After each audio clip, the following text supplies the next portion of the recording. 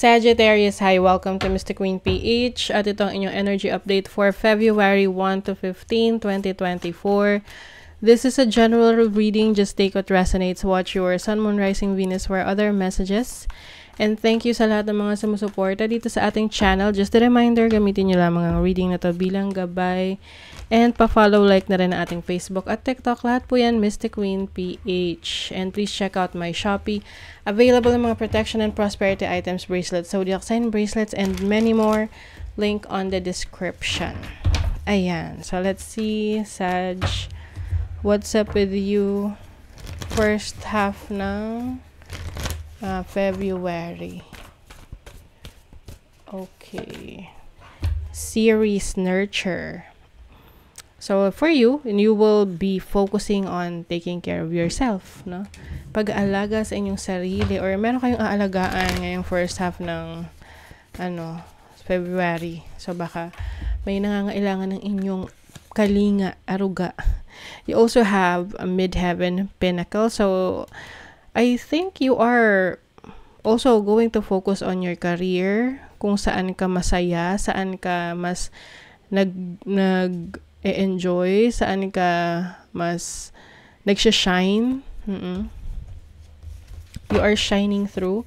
And yung mga gagawin mo ngayon ay in alignment sa mga goals mo sa buhay. You also have the Saturn energy, which is about structure.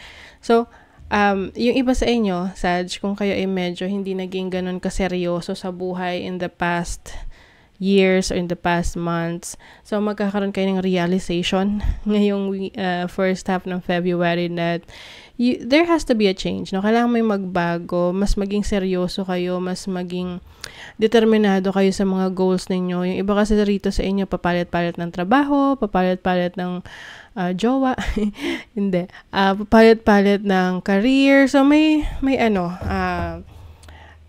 masyadong nagiging adventurous in a lot of things. So, ngayon, you gusto mo ngayon na meron kang maiwang legacy, meron kang mapagbigyan ng focus, attention pagdating sa kung ano yung gusto mo talagang i-pursue sa buhay, like yung career mo, kasi Midheaven is pinaka-related yan, connected sa career, sa yung reputation, sa legacy mo.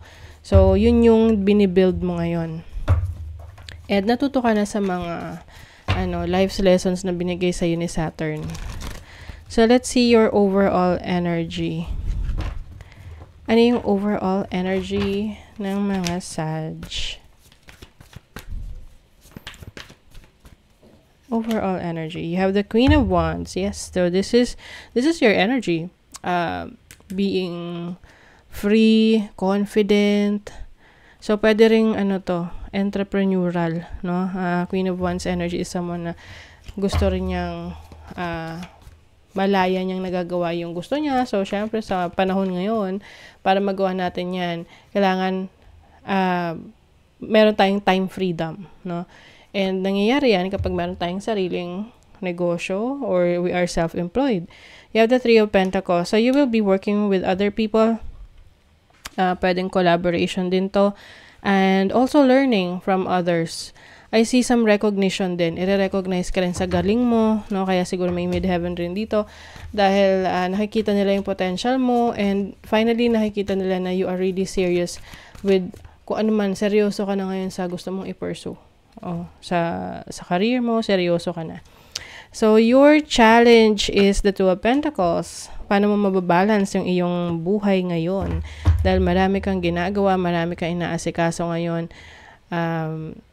Maari ring meron ka pang mga gustong i-explore, pag-aralan, pero hindi mo nabibigyan ng oras at panahon ngayon dahil sa busy life mo. So, ano lang yan? Time management. Napakadaling sabihin, no? Time management. But, at least, kung meron kang spare time, gawin mo siyang mas productive. Yung mga bagay na pwede mong gawin ngayon, huwag mo na ipagpabukas. Let's see your opportunity. Opportunity ng mga Sag. You have the Page of Cups. You're going to be very inspired, no? Sa sa buhay. Maaring merong nagbibigay sa iyo ng happiness, meron sa yung merong nagpapakita ng gesture like love or care sa'yo, lalo na kung kayo ay single. You also have the 7 of Cups. Kaya lang masyadong marami, no? So, maaring, minsan kasi mahirap pumili pag maraming choices. But at least, marami kang pagpipilian, no? At least, hindi mo sasabihin na, ay, wala kasi akong choice. So, you have the opportunity now to choose what's best for you. Yan, no? Daming options, ang daming available sa'yo ngayon, pero meron kang mapipili. So, that's something good kasi hindi mo na kailangang, hindi ka na masa-stress or hindi mo na mako-complicate pa yung mga gagawin mo moving forward because you have the opportunity to choose the best for you. Whether this is career or sa relationship, connections. So, your blessing. The blessing is, wow, the World card. This is achievement. Oo. A chapter of your life that is ending. Some of you merong blessing from another country, sa ibang bansa, abroad. If you want to work abroad, may blessings dyan na good news about it. Oh, 3 of Wands. Exploration. So, some of you, Sagittarius, meron kayong blessing of travel, blessing na makapagtrabaho rin abroad. Oo. And this is expansion. So, if you have a business, meron kang opportunity ngayon na palaguin yung business mo sa ibang bansa, like international. Make it international. And yung iba sa inyo may blessing na padala galing sa ibang bansa. Meron kayong matatanggap na gift or like parang ang tawag doon? Yung balikbayan box.